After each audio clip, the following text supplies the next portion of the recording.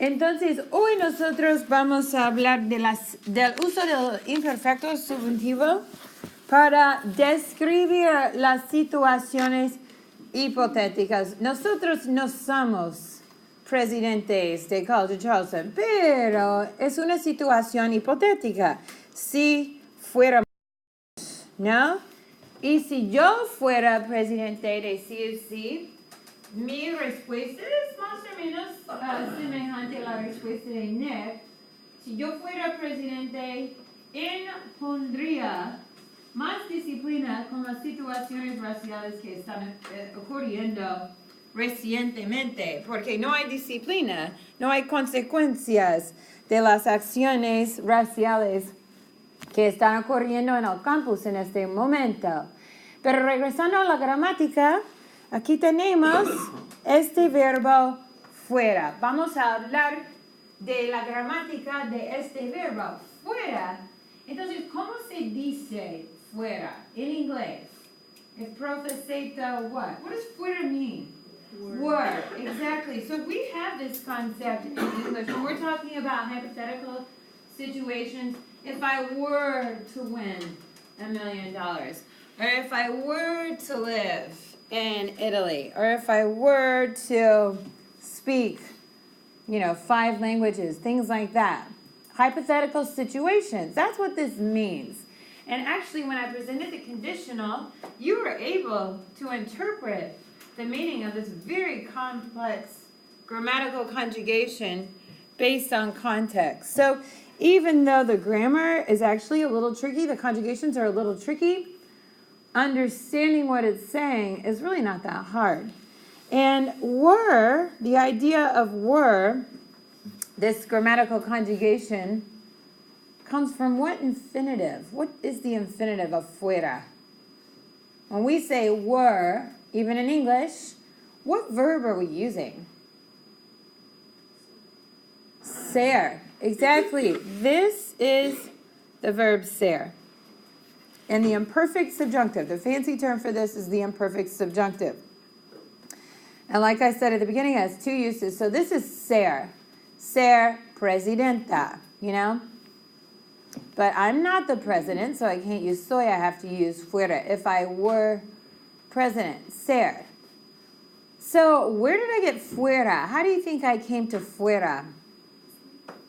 What looks familiar about it in terms of its grammar? Have you seen anything similar, Asia? Is that fue? Yes, it's coming from the preterite of ser, fui or fue or fueran. And we'll see this pattern as we look at more examples of the imperfect subjunctive. Muy bien. ¿Qué haría Profecita si viviera en Francia? Si viviera en Francia, hablaría español. Perdón, francés. Es que normalmente digo hablar español, automáticamente. Pero si viviera en Francia, hablaría francés, o trataría de aprender francés. So, what's this saying? ¿Qué haría Profecita saying what?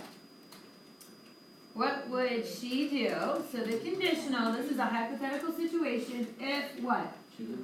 She were to live in France. Exactly. If she were to live in France, she would what? Speak French. Right, exactly. Or try to. So we use the conditional a lot with the imperfect subjunctive for hypothetical situations. Viviera, if she were to live, or if I were to live, or vivieran, if you all were to live. And again, like Asia pointed out with fuera, which is totally irregular, viviera is not irregular, but viviera, the conjugation is very similar to the conclusion that Asia drew when she was talking about the conjugation of fuera. Does viviera look a little bit like anything we've seen before, especially based on what Asia said? So Asia pointed out that ser in the preterite is like fui or fue. What about this verb? What's the infinitive of viviera? Vivir. And again, repeating what Asia said, the preterite of ser is like fui and fue. What's the preterite of vivir? That's like viviera. vivieron. They live. This is the preterite, third person plural. So we're going to notice something consistent, something that we're seeing over and over and over again with our conjugations of this grammatical concept, which is called the imperfective. So pay attention to that, because you're going to start to see it, and it's going to start to make sense. ¿Qué haría Profecita si supiera invertir bien las acciones? And actually, this was the word I was trying to think of the other day, Asia, when you asked me about stocks in Spanish. And I can't remember the word that you found, but acciones is the more common word. That's the word I was looking for. Si supiera invertir bien las acciones, tendría más dinero. No? So what's this asking? What would Profecita do if what? What is supiera invertir? Invertir is a vocab word from this spring. Sorry about that noise. It's super annoying. And a little side note, apparently, if you're over the age of 30, you can't hear those noises, so I feel young because I'm 40 and I can hear that. That's the only positive thing I can conclude out of this annoying noise. What does invertir mean? Invest. Right, so what do you think supiera invertir bien? Las acciones tendría más dinero. So something invest well, stocks. What does tendría más dinero mean? She would what? Have more money. Right, exactly. Obviously, if you're good with stocks. For the that's how I got this wedding ring, by the way. My husband sold all his stocks. I was like, what? But then it crashed. The stock market crashed like a year later, and I was like, nice move. Muchas gracias. So his dad opened up stocks for him when he was little, and that's what he used. Couldn't believe he did it, but I was glad he did when the stock market crashed. Okay, so tendría más dinero. I would have more money if I what?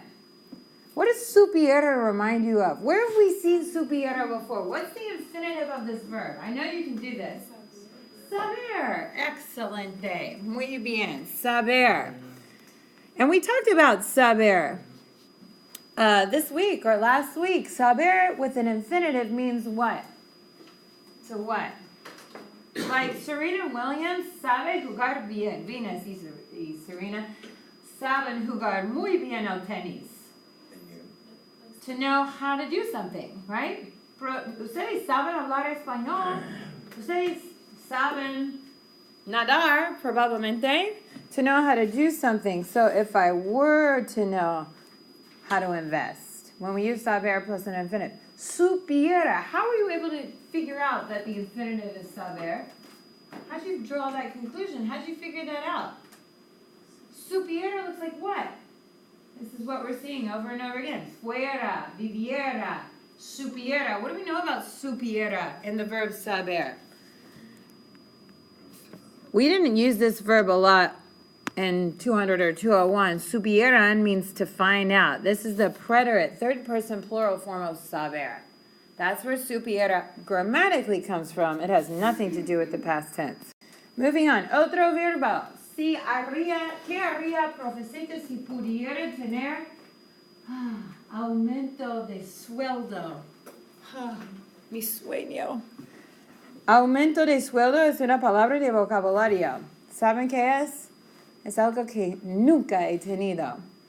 Llevo 10 años trabajando en College de Charleston y ninguna vez he recibido aumento de sueldo. Aumentar era una palabra de vocabulario de la lección 15. Aumentar de peso es sinónimo de engordar, ¿no? Aumentar means what? Aumentar de peso, engordar means what? This is even a cognate to a word in English. Augment, right, augment, I think in English. Augment means, does anybody know? It's like a fancy word in English. To add to increase. So, aumentar de peso means to gain weight, engordar. What do you think aumento de sueldo? What's a sueldo? That's a vocab word. Has to do with dinero. Salario. Salario es sueldo. A pay raise. Exactly. Aumento de sueldo. Chicos, soy adjunct professor nunca. Cuando empecé a trabajar en College of Charleston en el año 2008. Y en este año, 2019, me pagan igual. Ningún aumento de sueldo, nada. Ningún centavo, nada más. Recibo el mismo sueldo hace 11 años. Es parte de ser adjunct. Ningún aumento de sueldo. Even though cost of living in Charleston has certainly doubled, tripled since 2008. So what's it saying? Si profeseta, knowing all that information, pudiera tener. If she, what is pudiera tener? Pudiera, what does pudiera probably come from? Poder. So if she was able to have a raise, podría ahorrar. Más vocabulario. Ahorrar más dinero para jubilarse. What does ahorrar mean? Guardar dinero. No usar mi dinero, poner mi dinero en el banco. No? To save money, obviously. Para jubilarse. Does anybody know what that is? Pensión. Retire. Exactly. Tengo muy poco porque vivo. Bueno, uso mi sueldo para vivir ahora. En el presente es muy difícil. Gracias a mi esposo guarda dinero para mí en el futuro, para nosotros, ¿no? Entonces necesito estar casada con mi esposo. Pero pudiera viene del verbo poder, ¿no? Poder y el pretérito de tercera persona plural pudieran. Y esto es la conexión, la conjugación. So the imperfect of the subjunctive, it has two uses. Today we're just focusing on one. So if you have supersite activities and you're like, and they're using the other use of the subjunctive, hopefully you won't have to choose and you're able to produce a response. And we'll talk about that response, what you put in for the supersite for your answers. But it's really important to focus on the meaning first because the grammar conjugation might confuse you. It's just a hypothetical situation. I don't get a pay raise. I don't live in France, okay? But if I were to, si viviera en Francia, hablaría francés. So a lot of times we use the imperfect subjunctive with the conditional. If you were to do something, you would blah, blah, blah. So hypothetical situations. ¿Entienden? Más o menos. Okay. So basically, to form it, this is what Asia recognized and what you all started to recognize. It's just like the preterite. It has nothing to do with the preterite in terms of its meaning. But its conjugation is like the third person plural form of the preterite, which is why the irregulars like ser has to do with fueran. Or saber has to do with supieran. And poder has to do with pudieran. You start off writing the ellos form and the preterite of the verb. So you know all those irregular preterites? Tener, estar, ir, ser, saber. Hay muchos, venir. You have to know your irregular preterite tense conjugates. And then you drop the on. That comes off. So really your stem, and this goes for AR verbs. AR verbs have different conjugations. It's not like conditional and future where it was like, oh, it's so nice. IR verbs, it's all the same. Not with this. This you have to know preterite tense AR, which is aran, which actually isn't very hard. But your stem is where you drop the on, and then you put on the appropriate ending, which we saw today. Vivieras, fueras. You put an S on, it's the to form. We all know that. MOS, nosotros. The letter N, ellos.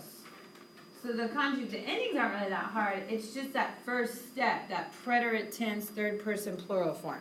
See, ella viviera. And there's lots of endings and all your irregular conjugations on page 422 and 423. And we're going to practice right now. So on the back side of your handout, I want you right now, try to do these from memory because ER verbs, IR verbs, they have the same endings. AR verbs, they're the same. We're just going to do the yo forms. I'm going to do the first one for you. Hablar.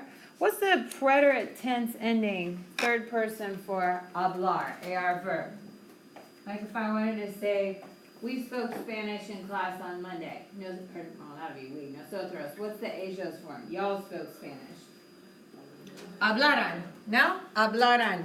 So first we would write hablaran. But then we take the on off. And we're left with hablará. Hablará. But no hablará. Because that would be future tense of the L or Asia form. No accent marks on any of these. Just a nosotros. But all these yo forms, no accent marks. Because if we have the accent, it would be future tense. Hablará. If I were to speak Italiano. If I were to quit a job. If I were to earn more money. If I were to hire someone. That's what we're saying here. So actually, these conjugations should be really easy, the AR verb ones. It's the ERI ones that are a little bit más difícil. Ok, tomen como 3 minutos para escribir las formas correctas de yo del imperfecto del subjuntivo de estos 8 verbos.